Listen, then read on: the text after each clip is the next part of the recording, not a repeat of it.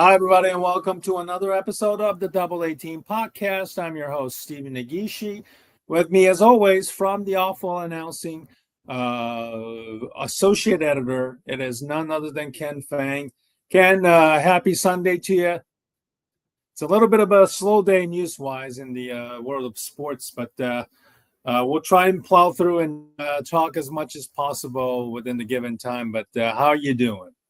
Good, Stephen. Good to be on with you. And while this is a little bit of a dead period for sports, we still have some stuff to discuss. And we hope you enjoy what we have for you. And we'll be here again on a Sunday for you. And we're happy to be here.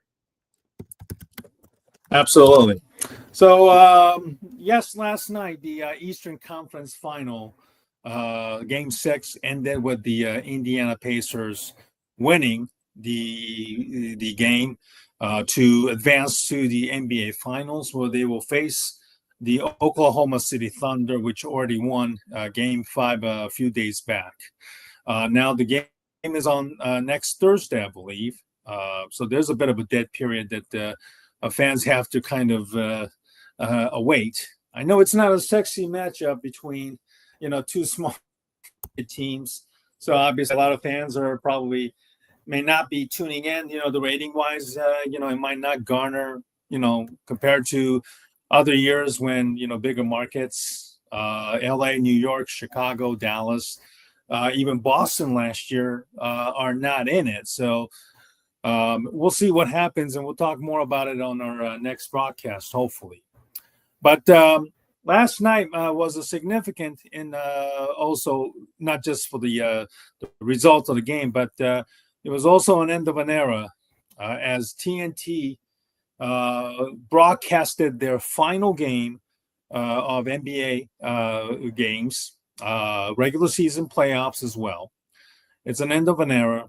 And Ken, give me your thoughts overall on last night's broadcast, if you caught it, and then the what kind of an impact it had on not just for the basketball senses, but for the overall TV for what TNT stood for during their broadcasting time.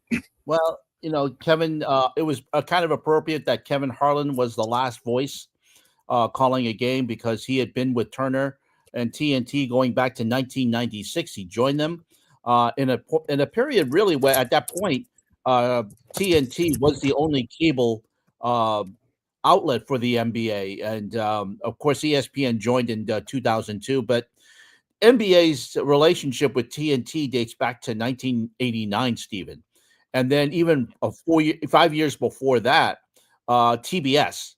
So basically, TNT was created to show the NBA and to bring us subscribers, and of course that relationship goes back and quite some time, 36 years, Stephen.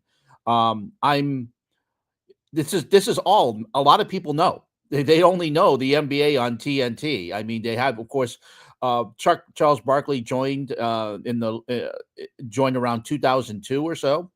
Kenny Smith joined right before then. They became a great team, and then Shaquille O'Neal joined right after he retired. And Ernie Johnson is, of course, the traffic cop.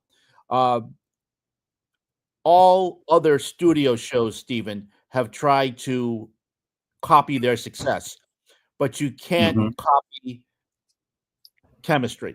And when you have four guys who really like each other and have that type of chemistry, and I'll be honest with you, there are times when TNT allowed them to go as long as they could, and they let them go as long. Sometimes the show would go on a post-game show. TNT will allow them to go 90 minutes, and I'd be up watching them after a game. It used to the games used to be at 8:00 on Thursday nights, 8:00 and 10:30. The post-game show would go on, and Inside the NBA would come on at 1:00. And sometimes they would just last until 2:30, and they were so good, you just watched the game. I would go to work the next day, Friday morning. I'd be so tired, Stephen. But you know what? I would just be thinking about the show and what they talked about. They would just go on a natural tangent, and you just laugh and go along with it, and you'd be smiling going to work, thinking about what they talked about the next day. It was just they were just so good. And of course they had people like Marv Albert, Hubie Brown, Doug Collins, Ian Eagle, Marv Albert, all these Chuck Daly, all these great announcers and analysts, and they were the standard. And while ESPN, of course, became took over from NBC as the main broadcaster, people just flocked to TNT because they felt they were the network of record for the NBA. Sure. I know inside the NBA will continue on ESPN. TNT will produce it, but you have to wonder if they'll what restrictions are going to have. Are we going to see Stephen A. Smith on there quite a bit? Are we going to see the fact that TNT would allow the inside the NBA to run for as long as possible? I think those days are over. You know, ESPN has SportsCenter to go to. They have Scott Van Pelt to do interviews afterwards. So I don't know how this is going to work out, Stephen. But or do they allow if they're going to go long? Do they allow them to go to ESPN too? I don't know. The whole thing is going to be interesting. But yeah, I don't know how they're going to mesh with the ESPN culture. ESPN does a lot of things. I give ESPN credit for sub-licensing if necessary, like with Pat McAfee, trying to bring them in. But and TNT will have editorial control, but what really control will they have? So we've seen on the NBA Finals and the NBA Finals coming up that ESPN has done a really horrible job with their halftime show, giving them as little as 30 seconds and as many as 90 seconds for analysis, by meanwhile jamming in as many commercials as possible. With TNT, you got a lot of stuff with the halftime with Ernie, Kenny, Shaq, and Charles. They were allowed to talk, and they pretty much ran all that entire halftime. So it's going to be interesting to see how that happens too. So it's an end of an era. 36 years. As we all know, all good things must come to an end. But we can talk about how TNT and their parent company, Warner Brothers Discovery, screwed this up with a chance to renew the contracts. How David Zaslav also screwed it up by saying the company didn't need the NBA, which also didn't help matter. But we'll talk about that. But well, what are your thoughts? No, I think they've assembled a terrific crew. The chemistry has always been impeccable, and you're absolutely right. They had the opportunity to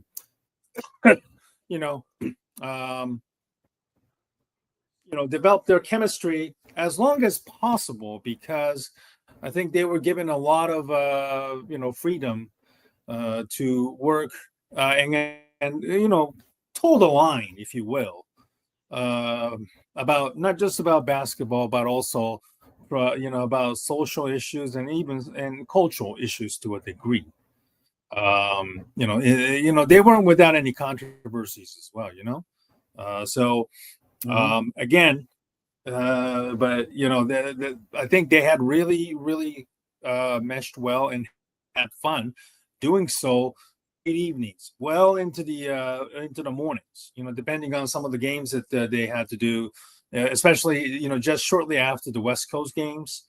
That goes well past midnight, even into the 1 o'clock hours, before TNT airs reruns of the syndicated comedy shows or even movies beforehand. So those days, unfortunately, are probably maybe coming to an end. But I do hope that they're not going to pigeonhole those guys into succumbing to ESPN culture. Obviously ESPN has just so many programs that they can on air within that certain time frame. They do have ESPN, ESPN2, ESPN News, etc., etc. So I'm very, very curious to see how long of a leeway that they are given. At the same time, I wonder if other personality clashes, especially the likes of Stephen A. Smith, of course, Perkins, of course, Richard Jefferson, some of the ex-players that they already have on their roster. Mm-hmm. They all are, unfortunately have kind of become more of a hot take artist. And I forgot to mention Jay Williams as well. He's more on the morning shows. Not really heavily involved in the NBA side, but he's more of a college basketball guy during regular season. So if somebody makes a ridiculous take, that Kendrick Perkins, I should have mentioned his first name, of course, but somebody makes a hot take without any substance on either First Take or Get Up or whatever. That guys like Charles Barkley, Kenny the Jet Smith, and even Shaq, for that matter, they're not afraid to call these guys out and roast them. Their own, colleagues. You don't see that often, even with ESPN. We saw something very, very similar recently in the NFL draft when Mel Kiper was just continuously blabbering about Sanders. Whereas Reese Davis had to kind of, have to put him in his place, if you will, the discourse. So there's been some of that, on-air issues, but I think that you're going to see a lot of that, with the TNT crew coming over, bringing their own style, where I think it might clash with some of the stuff that the ESPN NBA crew already has. So I'm very curious to see how long the chemistry, if it would work, or if this is going to, spectacularly crash and burn, in the air that gets really, really ugly. It could be somewhere in the middle, to be honest, but once, all bets are off or gloves come off, it could be really like a spectacular car crash that people cannot just take their eyes off, when it comes to when the NBA season begins, in my opinion, Ken. Yeah, we'll have to wait and see on that. Of course, it all happens in the fall. NBC comes back. They're going to try and bring nostalgia back with the NBA and NBC. Reggie Miller is going to be their top analyst. Of course, he was heavily criticized during the Knicks Pacers series for bloviating and talking way too much.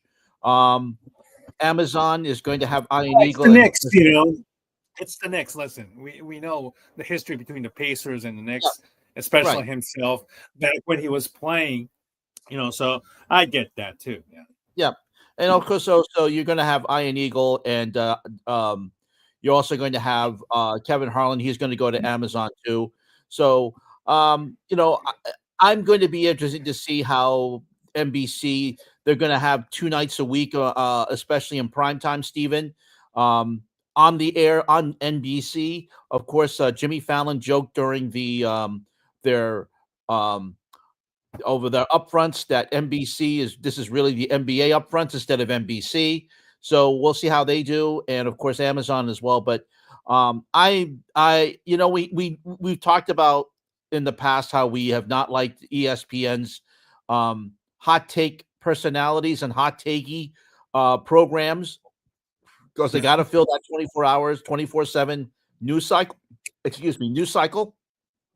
I'm going to be interested to see, as you mentioned, that clash. When CBS and TNT and Turner Sports got together for the NCAA, there was a culture clash, but they managed to mesh it together to the point where now that CBS and TNT on the NCAA tournament are a well-oiled machine. I think this is going to be a little bit different because you've got ESPN and you've got Disney and you've got their way of doing things, and TNT has its way of doing things. How long is it going to take for that clash to happen? So I'm going to be interested to see that. And of course, when TNT wants to have some extra time with Inside the NBA, is it going to be a 15-minute program because you want to get Scott Van Pelt on there, or they're going to allow them to go 30, 40 minutes? When they do their Gone Fishing, it's one of the funniest segments, especially with the NBA when a team is eliminated, and that segment can go 20, 25 minutes because Kenny and Shaq are laughing, and Ernie Johnson is trying to recognize some of the people that are on the gone fishing segment. So I'm interested to see how that happens and where this goes, the restrictions, how long, where it's going to happen. Is will ESPN2 be the network for the inside the NBA, so you can have overruns? I don't know. It's all going to be interesting. None of these things have been ironed out yet, or maybe they have. We don't know. But I'm going to be I'll be watching very closely. Yeah, absolutely. Maybe Shaq, Charles, maybe they might have their own show, just to fill air more, fill air more airtime. Excuse me, to fill out more airtime. Maybe in the wake of Around the Horn being canceled, which touched on last week as an end of an era too. So I think there is no question. If Charles is willing, he's more likely to talk about other sports, and he has an opinion. He is a very opinionated guy too. So there could be an option for where Charles could be used if he wants to in some capacity to talk about other sports and pop culture, if you will. And maybe they might just find a way to kill time to fill more airtime for themselves. So that's something that I could see that happening down the road as well. Here's a tribute from David Aldrich, former TNT sideline reporter, if you remember. In the spring of 2004, ESPN let me go. Aldrich was an ESPN writer and a reporter too. It was unmooring. It was a shock. I had a wife and a baby to take care of. That fall, Jeff Benke and Jeff Ogan hired me to work at Turner Sports. It was the best move I ever had in my life. Godspeed, NBA on TNT. You saved me. I love you. It comes from someone who has firsthand experience working in that capacity, and David Aldrich was as a professional as anybody out there, in my opinion. And he left, and now he writes for the Athletic now. For those who are wondering, whatever happened to him. So if you go to his Twitter handle, he the Athletic now. So he's still doing very, very well, very much so. And coming from somebody who experienced it. I think it was a great tribute, and then a sincere appreciation for literally saving his career and to still thrive to this day. Yeah, and you talk about him, and also these guys, because they covered it year in year out. Craig Sager was well loved by the players. Of course, the late Craig Sager, unfortunately, yes. Yeah, he passed away. David Aldrich was well loved by the players too. Ali LaForce has gotten to be that type of personality with the players. They know her quite well, and also other people that have come along. Candace Parker has done a great job with them. She'll continue with the. I believe she will continue with Turner Sports in some capacity. Maybe she'll go. Maybe she'll go to Amazon. So I'm just sad. It's a sad day, because this could have easily been rectified, Stephen. Had David Zaslav not said in a investors meeting, on a call, an investors call, saying, "Oh, we don't need the NBA. We can do without it. We can live without it." That got back to Adam Silver, who is the NBA commissioner, and he said, "Okay, let's see how you do without it." It didn't lead. It led to some really hard discussions, especially when they tried to do the negotiations to bring the NBA back. And of course, it didn't help that he and Turner Sports president, now the Turner Sports president, who never had a relationship with Adam Silver. The one thing about Turner Sports executives is that throughout the years, up until all these corporate takeovers, they had people who had relationships with the NBA, whether it was David Levy, the former Turner Sports president, then who was followed by Mark Lazarus, who went to NBC. These are the people who had the great relationships. David Zaslav and now the Turner Sports president, Louis Silberwasser, they don't have that relationship, and I think that really hurt. Especially when they tried to nickel and dime the NBA in the negotiations, and now that led to NBC and Amazon to allow them to swoop in.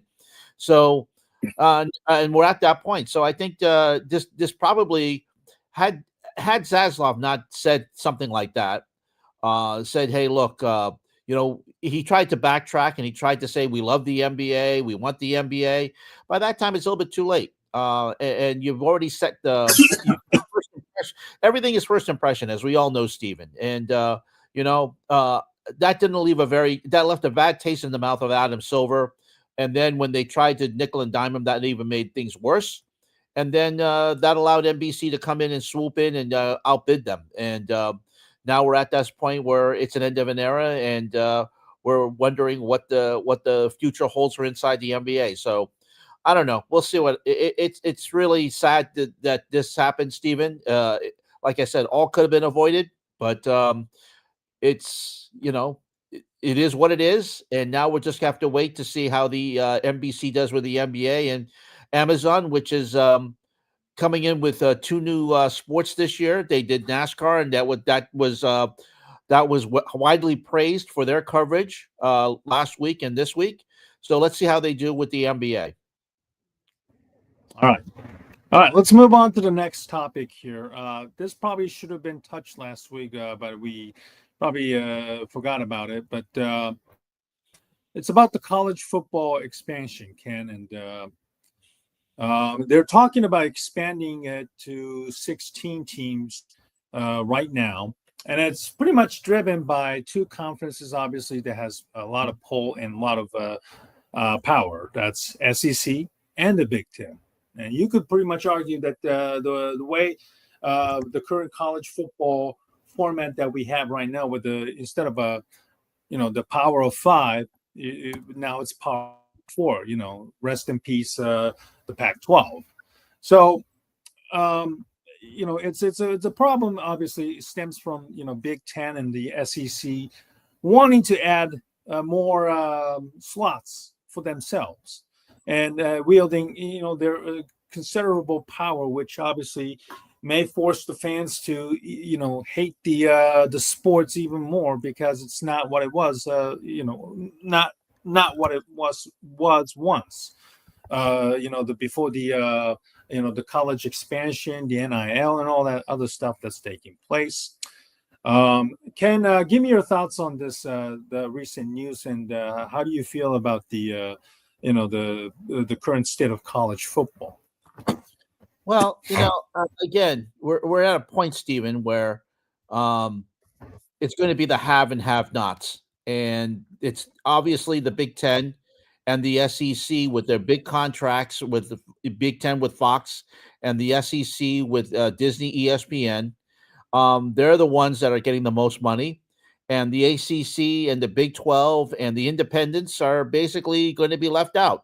Are we going to see a point where we're going to have two different college football championships, one involving the Big Ten and SEC, and the other like a division, almost similar like a Division One? Remember when we had Division 1 and 1A? Now we have the FCS and the FBS. Are there going to be a split with the football bowl subdivision? Are we going to see that? So that the point where the Big Ten and SEC can have their own tournament, and then the others involving the ACC, Big 12, what's left of the Pac-12, and then all the independents and the other smaller conferences, are they going to be the ones like the Mountain West? Are they going to have their own tournament? I think that's where we're going. I hate to say this, but I think that's where we're going to be headed, Stephen, because it's all been about money.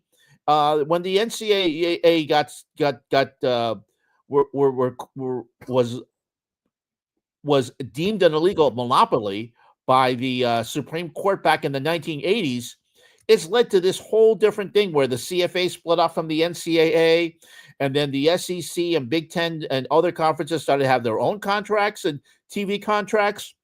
Now we're to the point where the college football playoff and everybody wanted it, and everybody said, "Look, we don't want 4 teams. We now want more teams." And now that they're seeing that the money they can make out of this, Stephen, you can't put the genie back in the bottle. So where are we going to head to this? Like I said, I would hate to think that the SEC and Big Ten are going to split off and do their own championships, leaving the other with their own tournament. So I hate to see this, but I think that's where we're headed, unfortunately, and it's going to lead to a lot of fan apathy, especially when when the Big Ten and the SEC say, hey, look, let's do our own 8-team or 12-team tournament. Let's have 16 each. Let's make our own money. We know we could do it. I think we can get ESPN to give us a lot of money, and then the other teams, the other conferences, be damned. Right. So from the Athletic article, it says here, it's not even a clean, simple bracket where one plays 12, 16, two plays 15, etc. What they're saying is more likely the CFB would look like to start a week earlier on what was traditionally been Army Navy weekend, with 4 low seeds, 13 through 16, playing their way into the second weekend 6-game bracket. So now that means the top seeds, but in this case, you have like 4 teams facing off. So that means 2 teams, and then the 6 teams, second week 6-game bracket plus the 2. So that means you get 4 teams out, and then the top 4 seeds not even face. They don't get to play until third week into it. We last year that just the weird it's a mess. The seeding, it clearly impacted the top seed Oregon because they were completely out of sync against Ohio State, who had played a week earlier against the Tennessee Volunteers and beat them, and then whooped them in Oregon, Oregon in the Rose Bowl. Yes, sorry, that was the Rose Bowl, and it was really, really weird, the whole dynamics of it. I don't know why they can't do things simple, and so 1 through 16, 2 through 15 would be in my opinion, a much more simpler solution. And then somehow they just trying to make it. Yeah, they just need a little more money. They just need opportunity to make more money, and then to give lower seed teams to start, and then just make a second week, third week, fourth week, and just get into like a big go, the networks or the streaming services.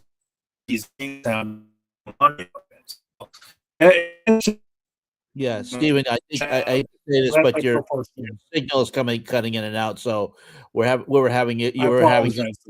That's okay. But if you could repeat what you just said.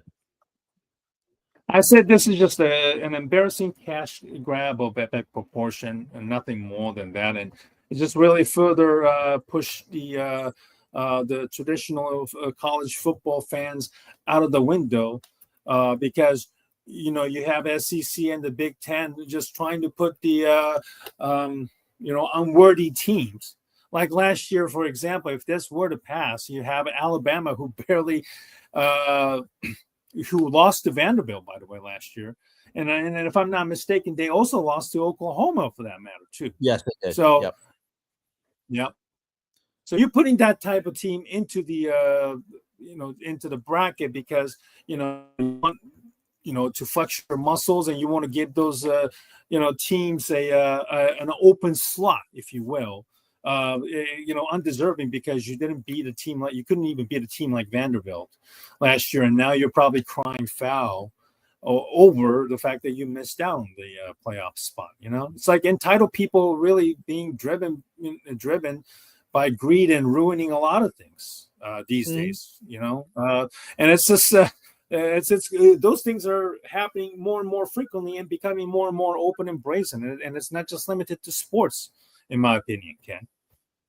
Yeah, and with the fact that the Big Ten and SEC won 4 automatic bids, the ACC and Big 12, of course, are balking at this. They said if you're going to do that, we want 2. So where does that leave the smaller conferences like the Mountain West? Where does that leave the Pac-12? Where does this leave the other the Pac-2, we should say? So where's this going to leave? Where's this going to leave them? Like I said, it's probably going to be. We're going to probably see an SEC Big Ten tournament with their own, like maybe 4 teams or maybe 8 teams each. A 16-team tournament for them, and then the other conferences have their own tournament, and then we have 2 basically college football champions, which will be absolutely silly. So, and because the SEC and Big Ten don't want to involve the other conferences, they'll just probably say they'll declare their own champion, and the lesser conferences will have to declare their own. So I think that's where we're headed. I really I hate to say this, Stephen, but I think that's where they're headed because the SEC and the Big Ten only see each other. They only see each other, and I think that they don't want anybody else to be part of that party. They want the money for themselves. And again, it's all a power grab and a money grab. And I think that's where I really think that's where we're headed. I think probably, I don't think in 20 years, Stephen, I wouldn't be surprised if this happens within 8 to 10 years. Yeah, I don't think I think SEC and Big Ten breaking away from the NCAA and just do their own thing. In my opinion, that's happening. It's becoming more and more closer right now. The SEC, Big Ten, they have their own championship, and then maybe that champion will face the whatever that is left on the under the NCAA umbrella. For maybe a real national title or something like that, but who knows? Yeah, we don't know. I mean, but I think that's where it's headed. The SEC and the Big Ten, they're going to probably break away, do their own thing, and then the NCAA is going to be left with scraps, and it's going to be bad for the entire college sports because we've all enjoyed having the NCAA tournament, with the big guys against the big dog, the smaller guys against the big dogs, but we saw this year what the potentially we didn't see the smaller teams being able to do upsets really at all. So I have a feeling that the SEC and Big Ten are going to be basically doing their own thing, and under their own umbrella. And the NCAA, to them, the NCAA be damned. I think that's what they're doing, and I don't want to see that, and nobody does. But the SEC and the Big Ten are feeling that they can flex their muscles and pretty much do what they want. And I hate to see it's heading that way, Stephen. I don't want to see it, but I have a really bad feeling it's heading that way. Yeah, it's sad, but it's becoming more and more closer, unfortunately, towards that reality right now. So, I know the traditionalists will definitely hate it. And even probably those who are in favor of expansions are probably wondering why it's just SEC and the Big Ten just trying to force their own teams into the equation. So we'll see how long that will be accepted, and if we're going to start to see the decline of popularity of college football, which been discussed in some sources for quite some time right now. All right, Ken. Anything else you'd like to talk about tonight that really caught your attention this past? Well, I don't think. Are we doing final words yet or not? We're not doing that yet. Well, we could kind of mash it in if you want to. If there's anything else that you'd like to talk about. Well, I will say this. I know you're not a big wrestling fan, but today we got word that one of the most popular wrestlers of all time, R-Truth, his contract. I know, yeah, the Ron Killings, right? Yeah, Ron. Yeah, his contract was. He was basically told that he was being let go. Now, this is a guy who has been with the WWE for a very long time. He just and it just had a feud with John Cena, and also his last wrestling match was with JC Mateo.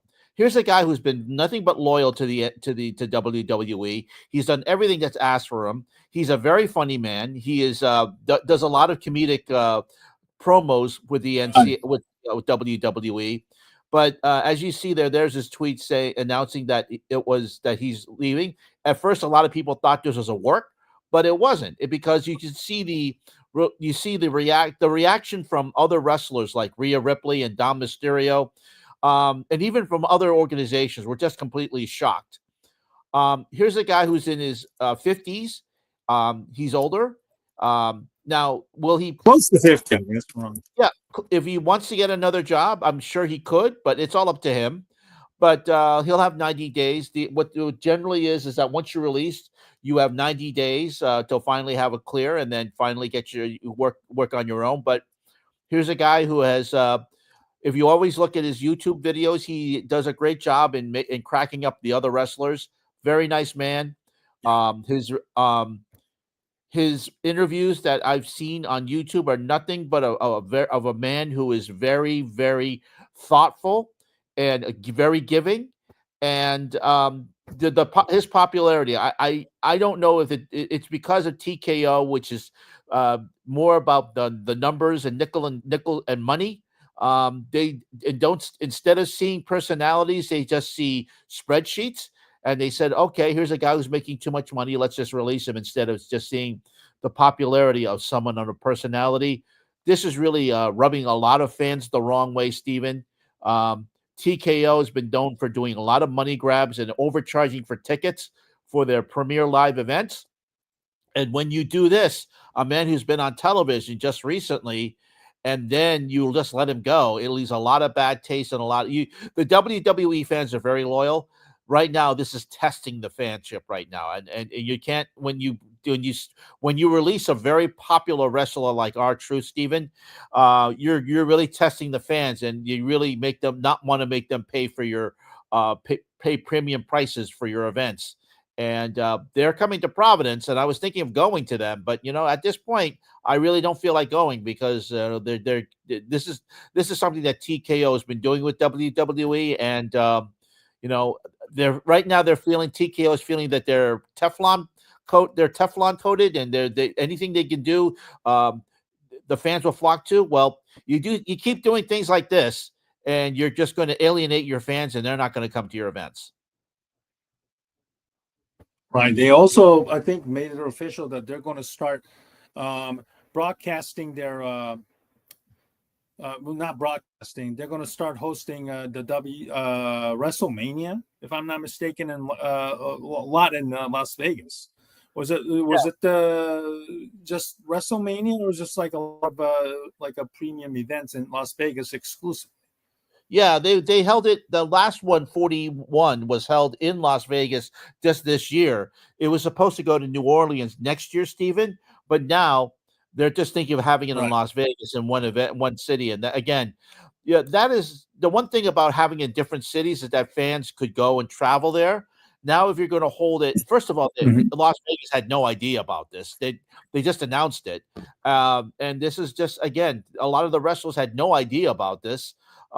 Because one of the great things about this, because 40 was in Philadelphia, they've 39 was in Los Angeles. They've had all these events, that WrestleMania being a traveling show. But if you're going to have it in Las Vegas, and you're also going to have it and try to basically have tickets for like $40,000, which they did in Allegiant Stadium this year, I mean, who can afford that? I mean, you're going to just, like I said, it's going to alienate fans by having it in one location every year, when they're used to having it all over the place. It's not conducive to your fans. And like I said, who is this for? Is it for? Are you trying to get in a certain type amount of fan, where a lot of people who are willing to pay hard money to go to some events, you're pricing them out, and that's not good. Yeah, absolutely. It's the TKO influence is being mentioned when it comes to the today's R-Truth release today. Maybe this is how you alienate the longtime fans. With people with money start to like wield their influences, and then destroy the culture slowly. And we Right. talked about it in college football, and now we're starting to see that with the WWE as well. Do you think so, Ken? Yeah, I think that. I mean, it's beginning to happen. I mean, when the WWE was sold to Endeavor, TKO. and Oh, then the Endeavor. Yeah. TKO, this organization. At first, it was thought to be a great idea for the WWE because it would give stability and an infusion of money. But right now, TKO has done all this stuff that really pricing out a lot of fans, and it's whether it's like having just 5 events at your premier live events. Um, Granted, AEW had a 5-hour premiere live event, which was just ridiculous. That's way too long. But you're only having 5, which is that's like 2 hours. You're also, doing all these shows in one area and try to um, get as much money as you can from the fans. And like I said, we're seeing seats being sold for $40,000. They're not suites, Steven. These are seats. So what are you trying to do? Who are you getting these for? I mean, the one thing about the WWE is that they've had a lot of blue collar fans, and they're there to support them. But when you do things like this, um, who are you trying to appeal to? And that's not good because, like I said, it's going to lead to a lot of fan apathy, and it's going to lead to uh, the fans are going to be wondering, how much loyalty can I give you when you're constantly pricing me out, and you're also cutting people like R-Truth and other wrestlers who have been very popular over the years, and not treating some of the other talent. Who are you helping? Basically, are you trying to line your own pockets, or are you trying to rip off fans? What are you doing? And that's where a lot of people right now are asking about the WWE. Absolutely. All right, let's move on to the subject that I should have touched again. It is the sad state of the U.S. soccer. I should say the USMNT in general right now. Gold Cup is upon us. The soccer season officially ended with the UEFA Champions League yesterday, with completely destroying the Inter Milan 5-0, which Mhm. yeah, it was just so crazy that none of us probably saw this coming at all. And it's kind of ironic that the PSG, after failing to do so with the addition of Lionel Messi, Neymar to go along with Kylian Mbappe, they never really got close. With the exception of one time in the COVID year where they lost to Bayern in the 2020. Now, 5 years later, the year later, year after, Kylian Mbappe basically went to Real Madrid for almost nothing because he was a free agent. And it was a foregone conclusion that he was going to go to, Real Madrid anyway. And, Real didn't even make it to the quarterfinals. They were beaten in quarterfinals this year. And now, ironically, PSG without him, Mbappe, that is, they were completely in control of the game yesterday from start to finish in a 5-0 woodshed of the older and slower Inter Milan to kind of cap off the 2024-25 soccer season. And now we look forward to the summer for U.S. soccer fans. There is really a lot of frustration and anguish over the current state of the U.S. Men's national team because the Gold Cup team member call up was filled with controversy, which started with Christian Pulisic or Pulisic, whoever how you want to pronounce it. It is a terrible look for a Pulisic, who have been a subject of a criticism that's been very, very valid in my opinion. And I was going off on Twitter when he announced that he wanted to take a time off on his own. This wasn't obviously, this is a guy who also happens to be a captain and was widely criticized for his body language as well as the attitude that he and his bunch of European players showed back in March when U.S. was completely embarrassed in the Nations League Cup semifinals in Los Angeles against the likes of Canada, Panama, and Canada in a empty stadium that was overpriced and overcharged. Again, the theme of greed running wild and pissing off fans continues in our show today. And Pulisic tried to defend his commitment, and as well as the fellow Europeans who come to America and basically put like no effort or no just really seems uninterested these days when it comes to representing the U.S. soccer, with the World Cup just almost a year away now, Ken. And, I'm just so pissed right now that, guy like Pulisic, who said that back in March after a loss in the Nations League, that he is committed, that he cares about representing the country, and yet somehow he comes up with this excuse, about his, pain tolerance or whatnot, and then he won't even represent the U.S. Soccer in Gold Cup this summer. And the U.S. soccer fans are treated with, Mauricio Pochettino fielding a really incompetent roster that is filled with a bunch of MLS, merchants, as my friend tactical manager would like to say, that's filled with MLS players just to meet quota. That really, certainly is not a international level, to be honest. Even more bad news today. Florian Balogun, the star forward who playing for Monaco, that was dealing with injuries pretty much all season, is not coming. So now we got a couple of others who are not playing, and now we have an elder statesman, Walker Zimmerman, with Nashville, who is recently suffered a concussion and really getting older and just cannot play defense well these days, and it's just frustrating, and a lot of fans are angry, and that they're not even want to watch the Gold Cup.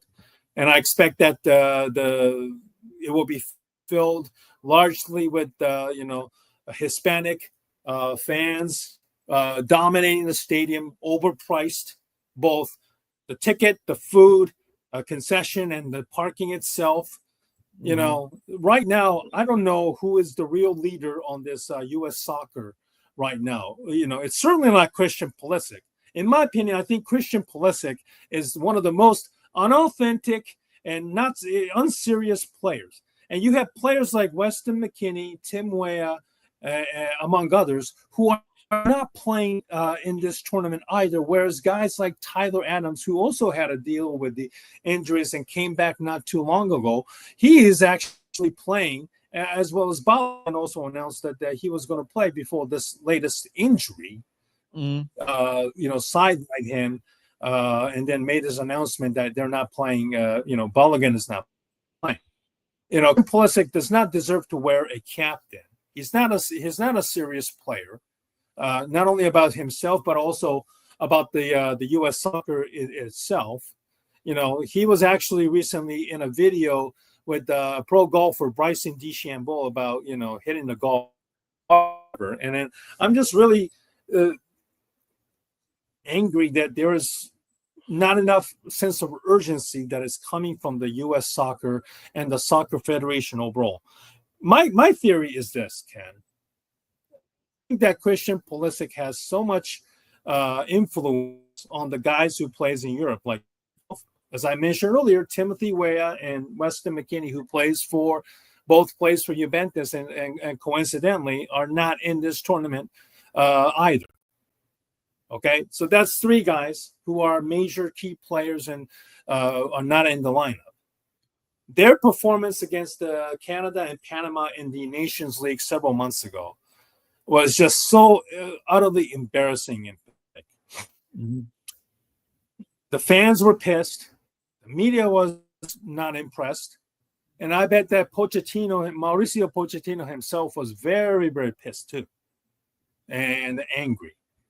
And Pulisic didn't take it too well, or the criticism that was coming from all over the place against him and his, fellow Euro dudes. So they decided to, talk things over since they're playing in Europe, in Italy, Serie A. It's easy to talk with each other, and I bet they talk often, quite a lot, whether it's about the current state of their team, their favorite movies, music, but they also talk shit about maybe the U.S. soccer and maybe the men's national team also, in my opinion.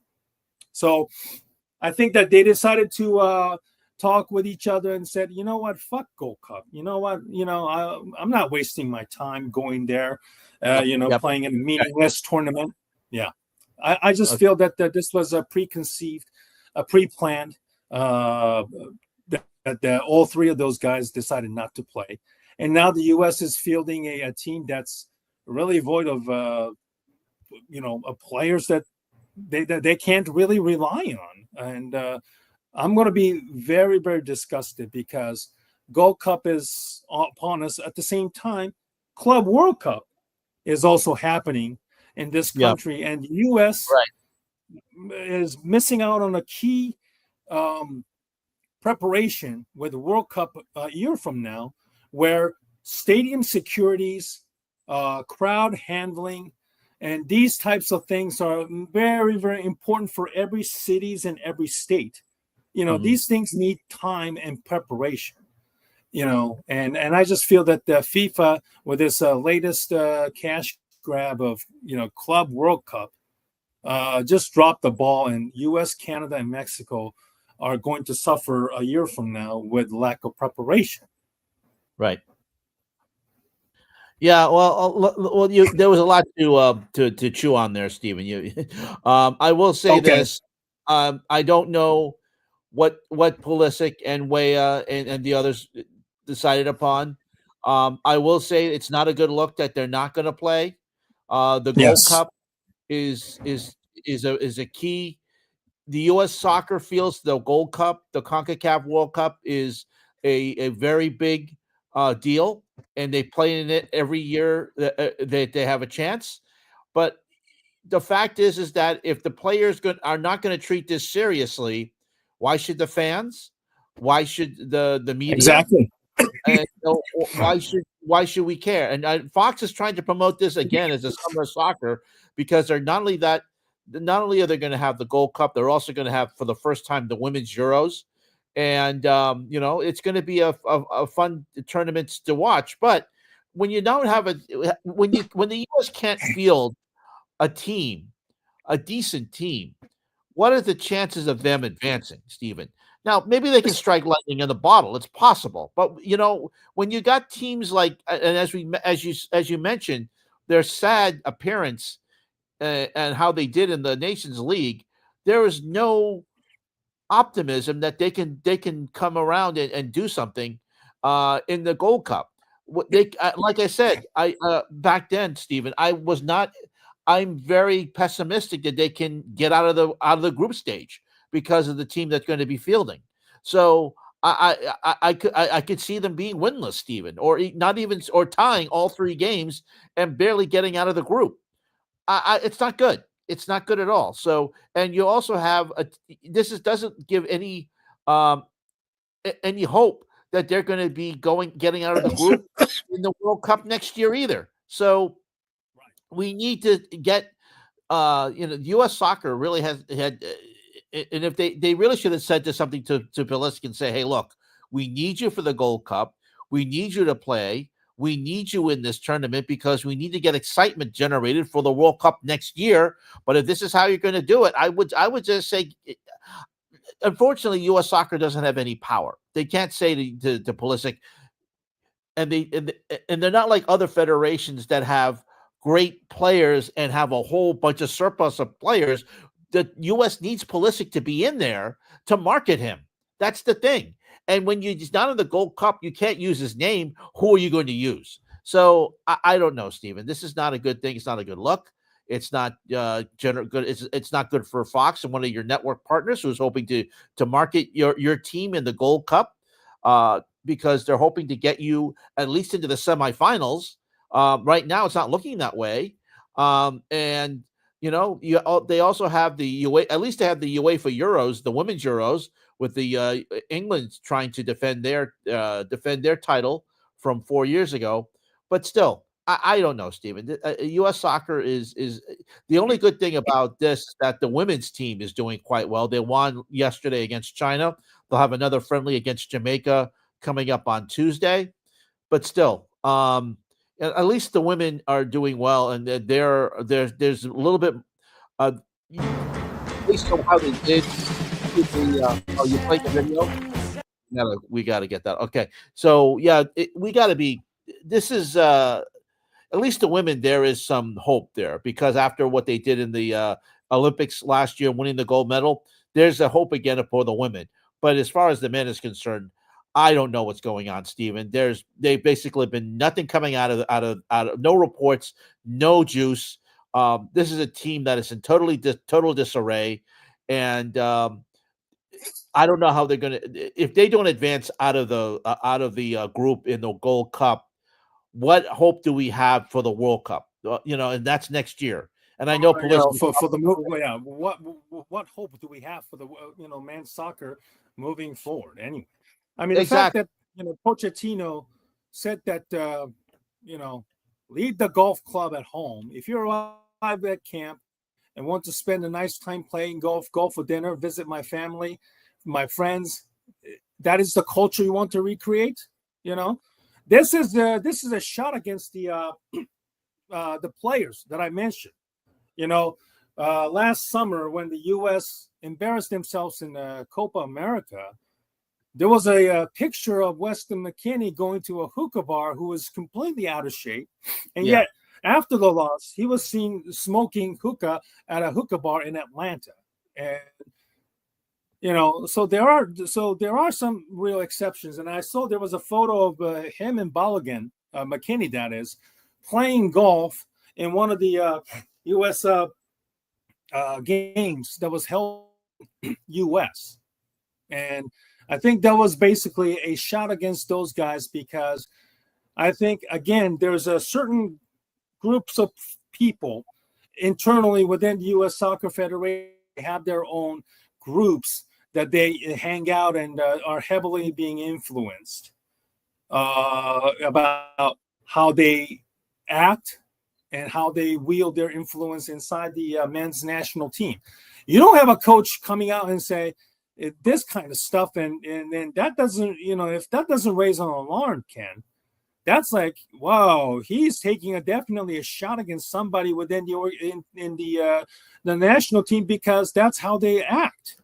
And we have already seen that. Yeah, it's this team is in a state of flux. At least the women have stabilized after their World Cup appearance 3 years ago, Stephen. Actually, 2 years ago. So at least there's hope there. But as far as the men are concerned, I don't know why. I don't know what it is about this team since the World Cup in Qatar. This team has just been absolutely, I don't want to say decimated, but it's just their attitude since then has been absolutely. It's an entitled attitude that's really, really sickening me, and a lot of fans are sickened by that too. We kept Greg Berhalter in the position for too long, who allowed that to happen for far too long, and Pochettino has no ability to make his changes or whatnot, because A, he was hired very, very late, and B, he himself has been heavily involved in YouTube, what is it, matches, like a charity matches involving YouTubers and whatnot, and he's not doing himself any favors from the Right. fans who thinks that he doesn't care much about the U.S. soccer anyway. This is just as a basically short-term, job for him to, go Yeah. back to Europe anyway. But Right. if he flunks here, and if he fails miserably here in the U.S., like you said, if the U.S. doesn't even get out of a group with a 48 team now, God forbid, his stock is going to crash so bad that no European team is going to hire him. Only teams that are going to hire him are probably like elevator teams in the Premier League teams. The days of where he coached PSG, Tottenham, and that type of teams are over. PSG won without him. PSG, the year that they went to finals on a COVID year, they lost 1-0. That team was coached by Pochettino with Neymar, Messi, and Mbappe, and they didn't win, and he couldn't win anything with it.